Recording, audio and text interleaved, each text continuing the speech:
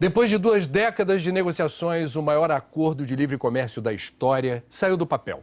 No caso da Europa, o sinal verde também precisa vir do parlamento do bloco.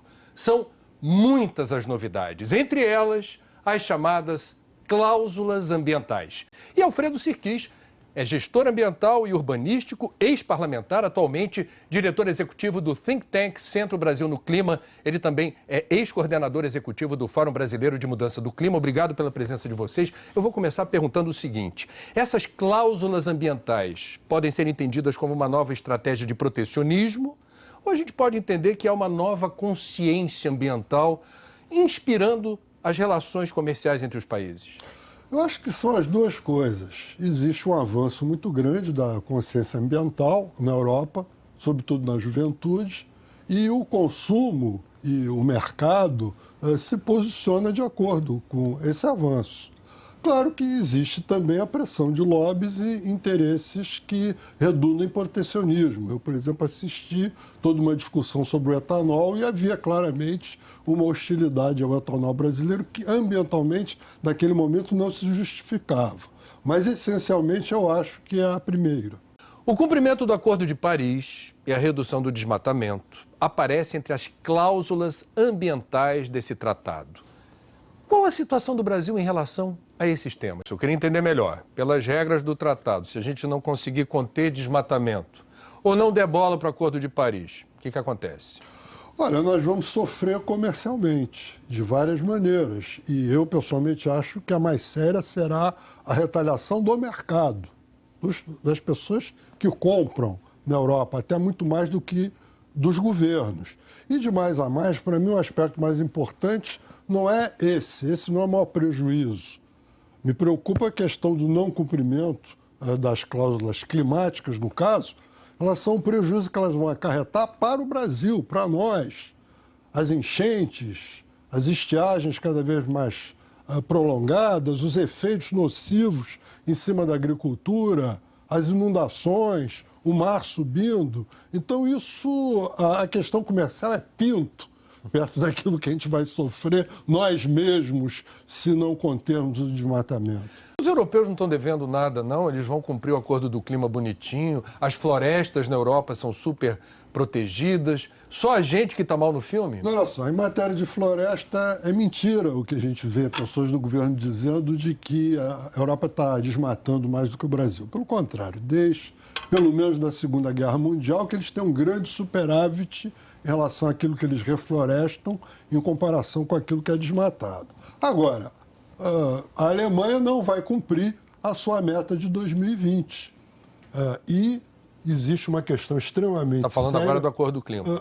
Estou falando do Acordo do Clima de Copenhague, daquele de antes. Não vai cumprir, assim como o Brasil também não. Mas o mais grave que eu acho na Alemanha é a questão do carvão.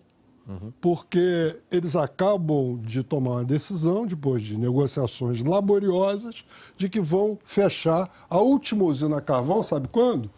2038. 2038. Isso é grave não tanto pela emissão em si dessa última usina, mas pelo sinal que a Alemanha envia para outros países, tipo China, Índia, Polônia, Turquia, Grécia, que usam carvão, porque eles chegam, se até a Alemanha não está cumprindo, então nós aqui que somos mais pobres. Então eu acho que realmente nessa história tem que se olhar a todos os lados. Todo mundo tem culpa no cartório. Há setores que defendem no Brasil a certificação da carne como a da soja, que a gente avance no rastreamento, na rastreabilidade da proteína animal, justamente para não permitir que esse setor, quando não cumpre leis ambientais e trabalhistas, tenha mercado. Esse acordo de livre comércio pode acelerar ou abrir caminho para a rastreabilidade da carne? Eu acho isso muito positivo. E, aliás, quero dizer o seguinte, nesse momento, quem desmata ilegalmente não é basicamente o agrobusiness. Esse já se enquadrou há algum tempo. Temos outros problemas com esse setor, falaremos mais tarde. Mas em relação ao desmatamento, o desmatamento ilegal é feito por grileiros que ocupam terras devolutas do governo, desmatam e vendem num processo de especulação imobiliária rural. São milhares, é uma atividade criminosa. tem que ter lava-jato neles, entende? Então, nesse momento, destruindo milhares e milhares de hectares de floresta, enquanto nós aqui conversamos. Glifosato é o agrotóxico mais utilizado no Brasil, pulverizado principalmente na soja. Como é que fica esse acordo de livre comércio? Eu não entendi. Como é que harmoniza os interesses aí? Nesse capítulo, por exemplo.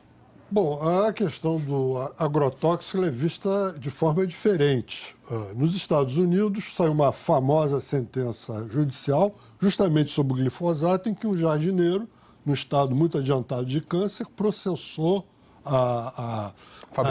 o fabricante, a Monsanto, agora a Bayer, e ganhou uma indenização milionária. Isso ensejou dezenas de ações que os juízes, em primeira instância, têm confirmado. Na França e no resto da Europa, a questão do glifosato, a discussão é uma questão de tempo. Vamos demorar 5 anos para desativar completamente ou vamos desativar imediatamente? Alguns países se pronunciam como a Áustria, outros como a França dão mais um tempo. Mas é consenso de todo mundo que dá câncer. E dá câncer principalmente em quem opera, né? No trabalhador que está ali fazendo.